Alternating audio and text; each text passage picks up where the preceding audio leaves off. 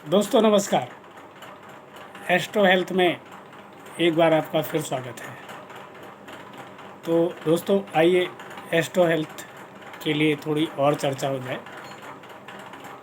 दोस्तों अब क्योंकि बात हेल्थ की है तो हमें आयुर्वेद की चर्चा तो ज़रूर करनी पड़ेगी, लेकिन हमें ये ध्यान रखना है कि हम आयुर्वेद की जो भी चर्चा कर रहे हैं, आयुर्वेद से जिस भी ज्ञान के हिस्से का हम सहयोग लेंगे वो एस्ट्रो हेल्थ के लिए है, न कि हेल्थ के लिए। तो दोस्तों अभी मैं आयुर्वेद की मस्ती के बारे में बात करता हूँ कि आयुर्वेद में ऐसा क्या है जो हमें मस्त रखता है। दोस्तों आयुर्वेद का ये मानना है कि हमारी जीभ जो है वो 6 स्वादों को पकड़ती है।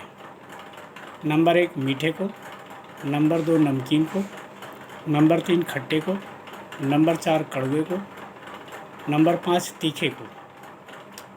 कड़वे में मिर्च आती है, हरी मिर्च, काली मिर्च, और तीखे में नीम और मेथी आती है। आयुर्वेद के कड़वे और तीखे में ये फ़र्क है जो आम इंसान की नज़रों से दूर है।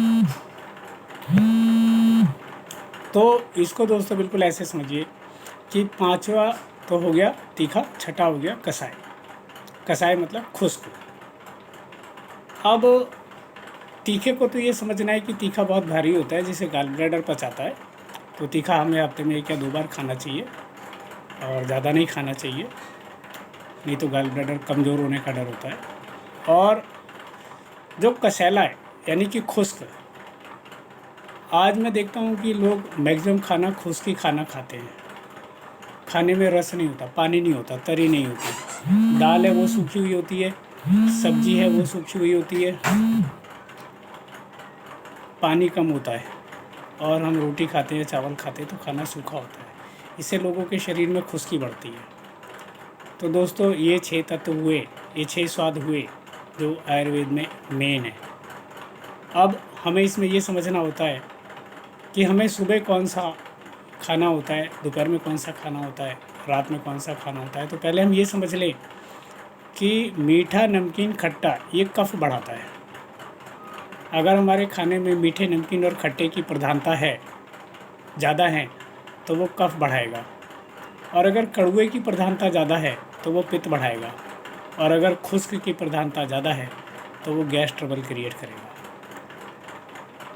ये बात हमें अच्छी तरह से समझ लेनी चाहिए कि हमें, जैसे अब आयुर्वेद का एक नियम ये है, मतलब ऐसा आयुर्वेद समझता है कि यूनिवर्सल लॉ में सभी इंसानों के लिए लागू है कि हमें सुबेरे कफवर्धक भोजन करना चाहिए जिसमें मीठा, नमकीन और खट्टा, और दोपहर में हमें पित्तवर्धक खाना खाना चाहिए जिसमें कड़वा शामिल हो, और रात को हमें खुश्क खाना खाना चाहिए जिससे कि हमने दिन भर में जो कुछ भी ऐसा खाया है उसमें जो कुछ भी नेगेटिव हो वो हवा उसको सोख ले।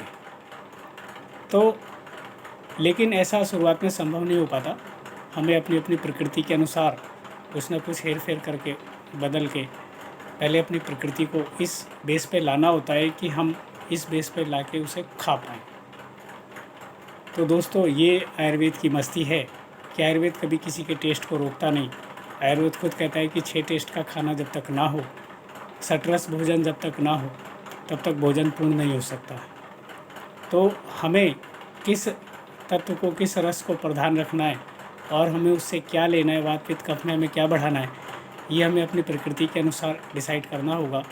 वैद्य इसे रोगों के हिसाब से निश्चित करता है, हम इसे एस्ट्रो हेल्थ के हिसाब से निश्चित करते हैं। ये आयुर्वेद की मस्ती है और इसमें हमें ऐसा कोई बंधन नहीं होता कि हमें ये नहीं खाना, वो नहीं खाना, ऐसा नहीं खाना, वैसा नहीं खाना। बस शर्तें केवल 2 ही हैं, बहुत भूख लगने पर खाएं और कम खाएं तो आपको किसी चीज़ का नुकसान नहीं होगा। इससे आगे की चर्चा अगली वीडियो में करते हैं। धन्यवाद।